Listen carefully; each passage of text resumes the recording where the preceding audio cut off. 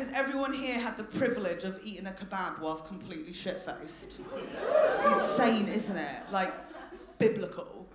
The way the food melts inside your mouth like the inside of a Lindt chocolate ball. Like, what is that? Also, I know it's a comedy show, I don't want to get too scientific, but when you eat when you're drunk, the calories don't count. It's like eating on a train, it's not technically a meal. Smart, smart, smart.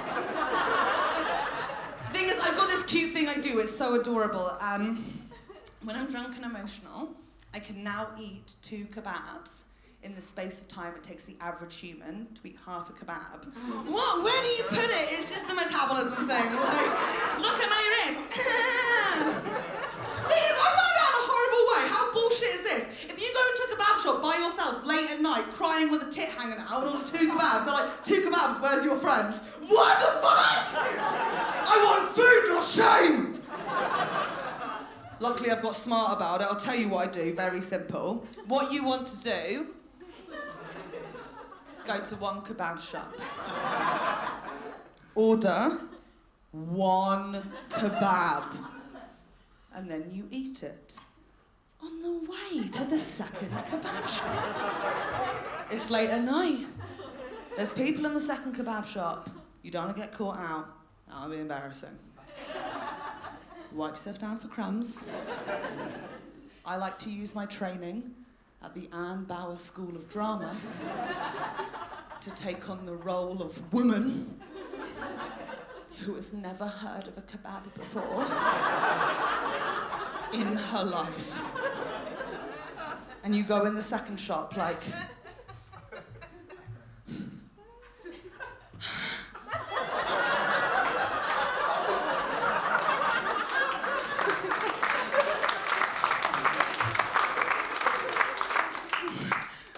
What is this place? Sorry, I usually don't come here. I love salad. This is so mad for me. Is it table service? I don't know.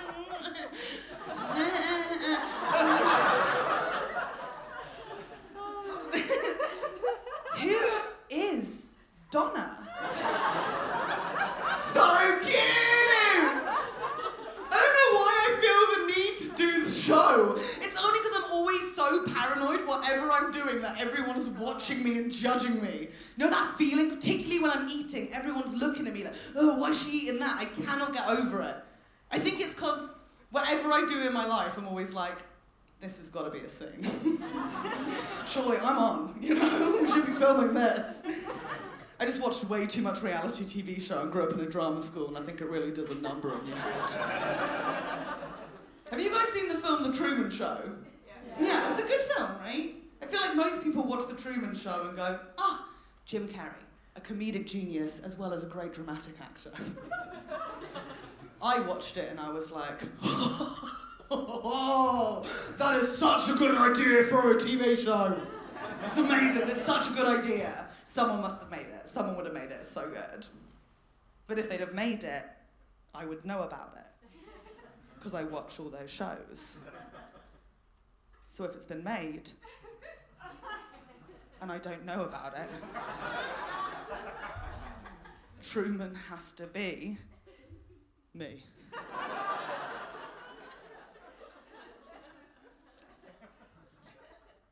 What is so frightening about saying that, and most of you going, really quiet, is it just makes me so much more paranoid that you're all actors and you think the scene's gone wrong. Like, I figured it out live on stage in front of you. What are you gonna do? Like, I just think about it. How would I know? How would I know? My first day in life would be my first day on set. My entire life, everyone would be acting around me. And like any baby in any long-running TV show, like EastEnders or Coronation Street, that baby is cast because they are cute. It's around 6 years old, the director looks at that kid and goes, cute kid, can't act. Better replace him. Can't replace me. I'm being Truman'd or Bauered. Need to get me some acting lessons. Easiest way to do that, start the Bauer School of Drama in my house.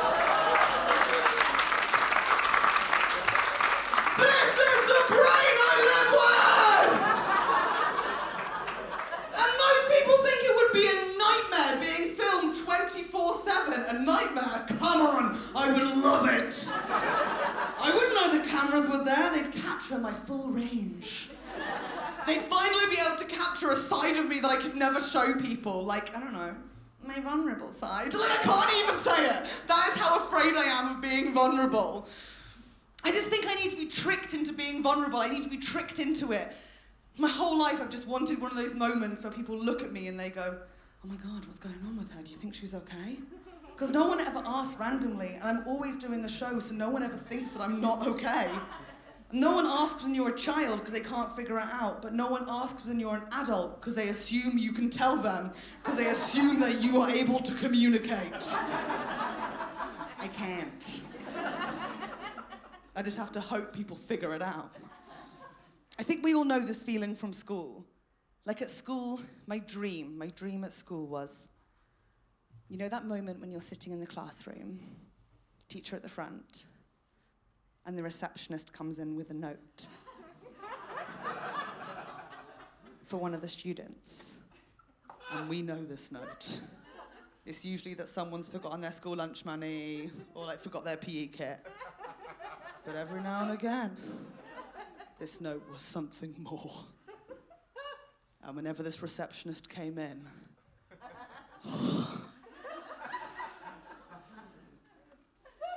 I was just like, oh,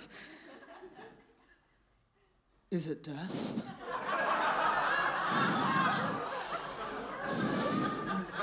Is it for me? Just so excited at the prospect of being told something awful in front of people. Want to hear something ridiculous? All four of my grandparents died when I was at school. My parents told me when I got home. No one sent a note. What a waste! Could have been a beautiful scene! I mean, how much drama did I want in my life? Like, seriously. I was raised inside of a drama school. I did drama GCSE. I was surrounded by drama, and it was never enough. Of course it was never enough. I mean, look at me. I'm a white middle-class woman from a white middle-class town. There was no drama. We created our own. Our only currency growing up was imagined emotional trauma. And my God, did we love it. When I was 13, our two drama teachers at my school did something amazing. They decided that everyone in my year had to write and perform a monologue to the rest of their class, which is a terrifying exercise. And we could do anything we wanted. Like, it could be comedic, silly, slapstick even. But my God, we went dark. And we went dark hard. The boys, they were okay at it. Like, they were okay. Like, every boy in my year pretended to be a drug addict on the back of a motorcycle, which was just like a classroom chair they turned around, and they were like, oh my God, I'm just so addicted to smack. And it's like, okay, George, your mum shops at Waitrose, you're fine. The girls, so much worse. We'd read Jacqueline Wilson. We knew what we were doing. One girl in my year, incredible, age 13, wrote and performed a monologue pretending to be a wife who had just murdered her ex-husband, wiping the blood off her hands. Another girl, age 13, wrote and performed a monologue pretending to be an evacuee child, lost at a station during World War II. Amazing.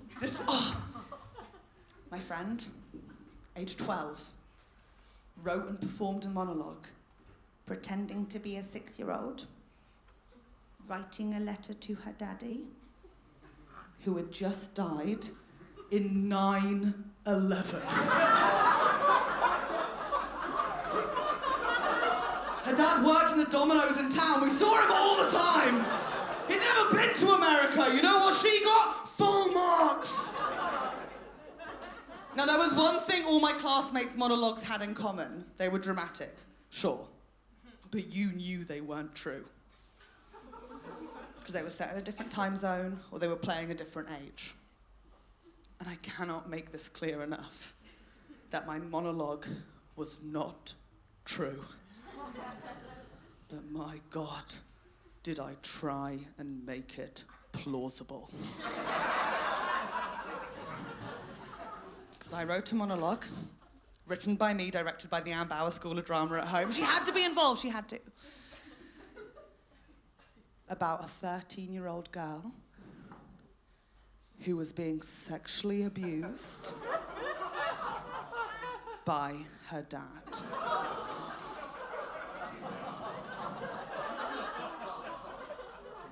I wore my own pajamas that I ripped myself at the crotch for extra marks.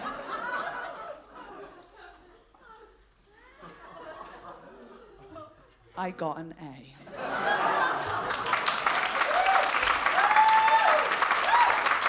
you. And I cannot make this clear enough, because this is truly the message of the show. My dad has never